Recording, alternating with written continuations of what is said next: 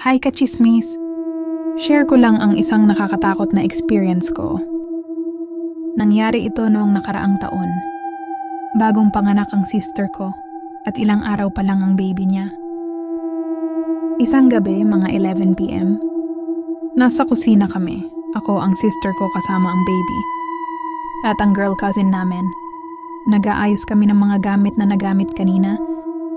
Biglang may narinig kaming kaluskos sa bubong. Parang may naglalakad sa taas. Sa una, hindi namin pinansin. Pero palakas ng palakas ang tunog. Papalapit kung nasaan kami. Lumabas ako para tingnan. Pero wala akong nakita. Pagbalik ko sa loob, narinig namin ulit ang tunog.